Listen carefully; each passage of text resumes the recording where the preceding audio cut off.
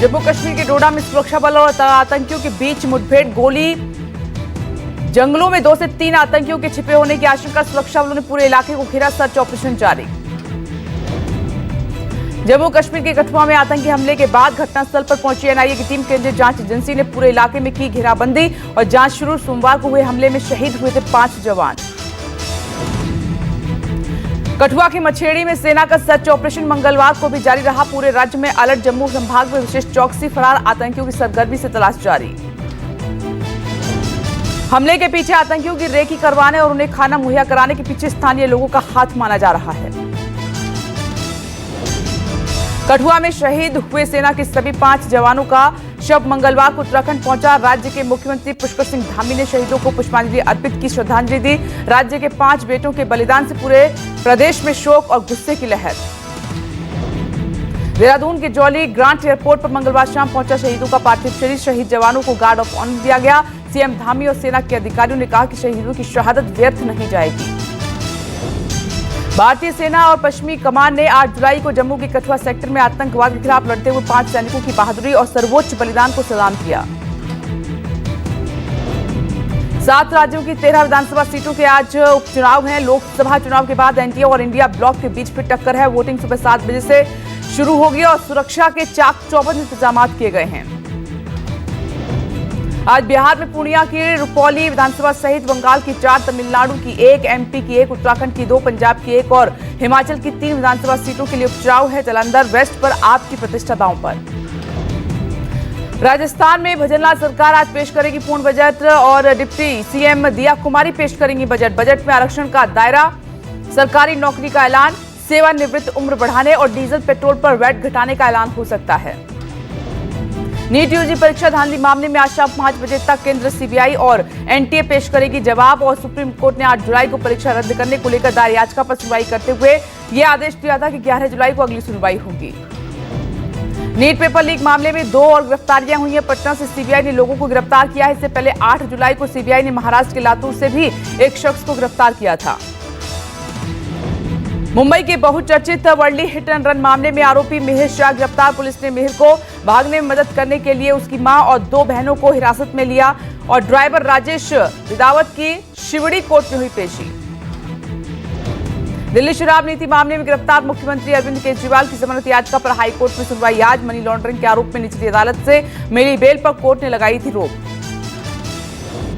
RJD अध्यक्ष लालू प्रसाद की बढ़ सकती मुश्किलें। आईआरसीटीसी होटल टेंडर घोटाले से जुड़े मामले में सीबीआई की दायर चार्जशीट पर आज सुनवाई। राउज एवेन्यू कोर्ट में लालू सहित अन्य आरोपियों के खिलाफ आरोपों पर हुई जिरह।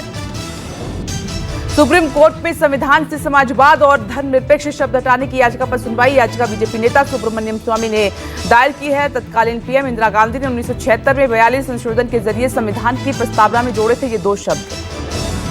रूस का 2 दिवसीय दौरा खत्म कर पीएम मोदी मंगलवार रात ऑस्ट्रिया पहुंचे। वियना में प्रधानमंत्री का जोरदार स्वागत हुआ। 40 साल बाद किसी भारतीय प्रधानमंत्री का पहला ये ऑस्ट्रिया दौरा।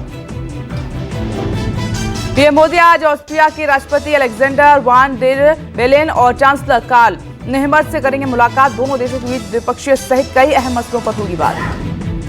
पीएम मोदी के सम्मान में चांसलर नेहमर ने किया डिनर का आयोजन। ऑस्ट्रियन और इंडियन कंपनियों के सीईओ से भी करेंगे मुलाकात। भारतीय समय अनुसार आज रात 12:15 बजे प्रदेश के लिए होंगे रवाना। पीएम मोदी का वियना पहुंचने पर भारतीय समुदाय ने किया जोरदार स्वागत। एक भारतीय बच्चे कबीर मित्तल ने पीएम मोदी के सम्मान में किया कविता पाठ।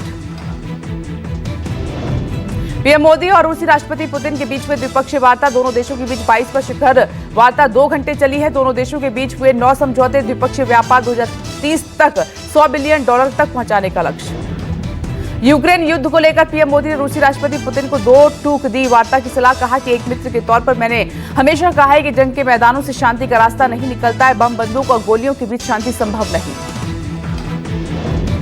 पीएम की इस बात के जवाब में पुतिन ने कहा कि आप यूक्रेन संकट का जो हल निकालने की कोशिश कर रहे हैं उसके लिए आपके आभारी हैं। दोनों नेताओं के बीच आतंकवाद पर भी चर्चा हुई। प्रधानमंत्री नरेंद्र मोदी ने मॉस्को दौरे का मंगलवार को दूसरा दिन था उनका। रूस के राष्ट्रपति पुतिन ने पीएम मोदी को रूस के सर्वोच्च सम्मान Order of Saint Andrew the Apostle से नवाजा और पुतिन ने खुद उन्हें सम्मानित किया। रूस के सर्वोच्च सम्मान मिलने पर पीएम मोदी ने पुतिन का आभार व्यक्त किया और पीएम मोदी ने कहा कि आपसी विश्वास का सम्मान है। भारत रूस के संबंध हर दिशा में मजबूत हैं। पीएम मोदी और पुतिन के बीच रूस सेना में भर्ती भारतीयों की सुरक्षित वापसी को लेकर अहम बातचीत भी हुई है। भारतीयों को धोखे से रूस लाकर सेना में भर्ती किया गया था। पीएम मोदी ने कहा कि मैंने प्रण किया था कि तीसरे टर्म में मैं 3 गुनी ताकत से काम करूंगा। भारत को दुनिया की तीसरी सबसे बड़ी अर्थव्यवस्था बनाना है। गरीबों के लिए 3 करोड़ आवास बनाना मेरा लक्ष्य है। मॉस्को में भारतीय समुदाय के बीच पहुंचे प्रधानमंत्री नरेंद्र मोदी। प्रधानमंत्री मोदी को देखते ही भारतीयों ने लगाए मोदी मोदी के नारे, तालियां बजाई। कांग्रेस नेता राहुल गांधी रायबरेली और मणिपुर दौरा खत्म कर लौटे दिल्ली। कठुआ आतंकी हमले के सवाल पर काटी कन्नी, कहा कि इस मसले पर मैं संसद में बोलूंगा। नेता प्रतिपक्ष राहुल गांधी ने अपने संसदीय क्षेत्र रायबरेली के एक दिन के दौरे पर वो रहे और इस दौरान उन्होंने अमेठी और सुल्तानपुर के कार्यकर्ताओं से भी मुलाकात की। राहुल गांधी ने रायबरेली में हनुमान मंदिर में दर्शन पूजन किया और इसके बाद वो सीधे भूमाऊ गेस्ट हाउस पहुंचे, जहां उन्होंने रायबरेली, अमेठी और सुल्तानपुर के कांग्रेस कार्यकर्ताओं से अलग अलग मुलाकात की। राहुल गांधी ने यूपी उपचुनाव के लिए कार्यकर्ताओं में भरा जोश। शहीद अंशुमान सिंह की मां से मुलाकात की। रायबरेली के एम्स में मरीजों का हाल जाना। लखनऊ में सपा दफ्तर के बाहर लगे पोस्टर से सपा ने एनडीए गठबंधन को बड़ा संदेश दिया है। पोस्टर पर लिखा कि अयोध्या चित्रकूट तो जहां की है, मथुरा अभी बाकी है। सपा के इस पोस्टर से अब सियासत भी गर्माती दिखाई दे रही है। रामपुर में आजम खान के रिजॉर्ट पर चला बुलडोजर। रामपुर में सरकारी जमीन पर बना था अवैध रिजॉर्ट। बीजेपी नेता ने की थी अवैध रिजॉर्ट की शिकायत। रामपुर कोर्ट ने अवैध कब्जा हटाने के आदेश दिए। यूपी, बिहार, महाराष्ट्र, उत्तराखंड और असम सहित 6 राज्यों में बारिश और बाढ़ का कहर जारी है। असम में बाढ़ से मंगलवार को 7 लोगों की मौत हुई। राज्य में बाढ़ से मौत का आंकड़ा 79 तक पहुंचा। यूपी, बिहार के मैदान से उत्तराखंड के पहाड़ तक बारिश से त्राहिमाम है। शहरों में सड़कें बनी समंदर, गांव में घुसा पानी। उत्तराखंड में बारिश की वजह से जगह जगह लैंडस्लाइड, कई सड़कें हुई बंद। नेपाल में भारी बारिश के बाद कोसी बैराज के सारे दरवाजे खोल दिए गए हैं। 44 साल बाद कोसी बैराज के सभी दरवाजे खोलने से बिहार और पूर्वी यूपी के कई जिलों में हाहाकार। पूर्वी चंपारण में बढ़ा बाढ़ का खतरा। मोतिहारी के केसरिया प्रखंड में गंडक का पानी घुसा, कई गांव स्कूल हुए जलमग्न। हजारों लोग प्रभावित हुए। राहत बचाव में जी जान से जुटा शासन प्रशासन। यूपी के मथुरा में भारी बारिश से आम जनजीवन अस्त व्यस्त हो गया है और मंगलवार को शहर के कई इलाकों में जल जमाव हुआ। सड़कें बनी नदी और गाड़ियों की आवाजाही प्रभावित हुई है।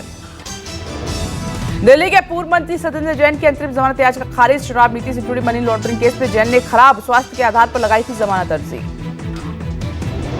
हाथरस हादसे पर योगी सरकार का एक्शन। एसडीएम, तहसीलदार, सीओ समेत 6 अफसर सस्पेंड। एसआईटी रिपोर्ट में 125 लोगों के बयान दर्ज। एसआईटी की रिपोर्ट के आधार पर कार्रवाई हुई।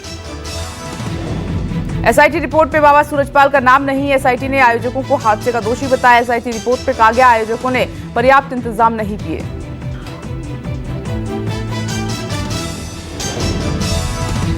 हाथरस हादसे पर अब सियासत भी गर्माती जा रही है। एफआईआर में बाबा का नाम न होने से विपक्षी दलों ने सवाल उठाना शुरू कर दिया है। इसी मुद्दे पर कांग्रेस ने सुरेंद्र राजपूत पर यूपी सरकार पर निशाना साधा।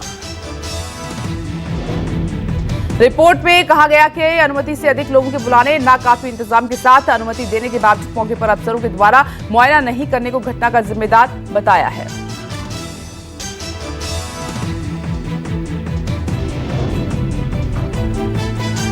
टीम इंडिया के नए कोच बने गौतम गंभीर। बीसीसीआई सचिव जय शाह ने किया ऐलान, राहुल द्रविड़ की जगह लेंगे गौतम गंभीर।